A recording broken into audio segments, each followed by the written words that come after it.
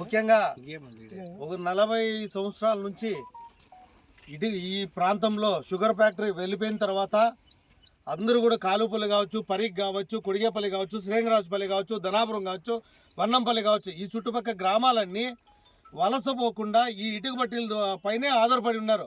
ఒక ట్రాక్టర్ కానీ, ఆ ట్రాక్టర్ సంబంధించిన లేబర్ కానీ, ఇటుకుడు కానీ, ఇటుకుడుకు సంబంధించిన దానికి సంబంధించిన లేబర్ కానీ, ఇక్కడ హోటల్స్ కానీ, ఇట్లా వివిధ రకాల వ్యాపారస్తులు కానీ అందరూ కూడా ఇక్కడ ఆధారపడి ఉన్నారు. గతంలో మేము నిజంగా చెప్తున్నాం 19 నుంచి 24 వరకు మట్టికి చాలా ఇబ్బంది పడినాం. ఒక టిప్పర్ వచ్చి 5,000 రూపాయలకు కొన్నాం, 5,000 నుంచి 6,000 రూపాయలకు కొన్నాం. ఒక ట్రాక్టర్ వచ్చి 15 నుంచి 2,000 రూపాయలకు కొన్నాం. కారణం ఏమంటే గత ప్రభుత్వంలో ఇచ్చే రాయల్టీలు, ఆ పన్నులు వేసే విధానాన్ని బట్టి మేము అంత ఎక్కువ ధరకు కొని ఇబ్బంది పడినాం.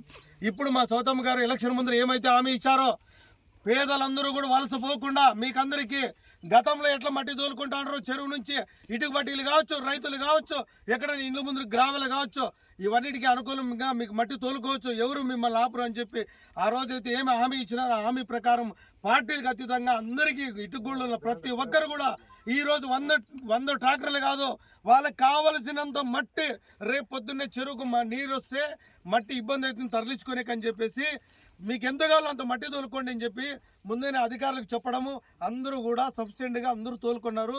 ఈరోజు మేమందరూ కూడా ఇటుక బట్టీల ద్వారా అందరూ కూడా మేడం గారికి చాలా థ్యాంక్స్, ధన్యవాదాలు తెలియజేస్తున్నాము.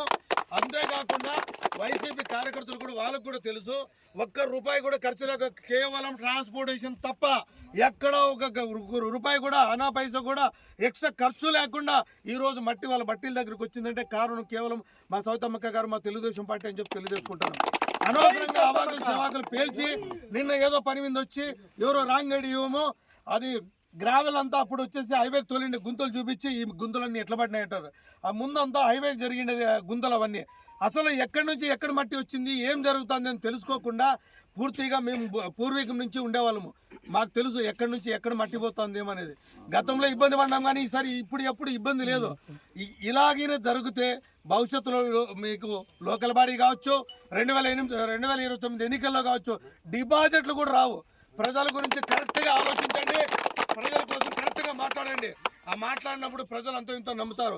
ఈరోజు ఎవరు పండుగలు చేసుకుంటే సంక్షేమ పథకాలు వస్తున్నాయి. ఒక్క రేషన్ కార్డు కానీ ఒక పెన్షన్ కానీ పీకింది లేదు.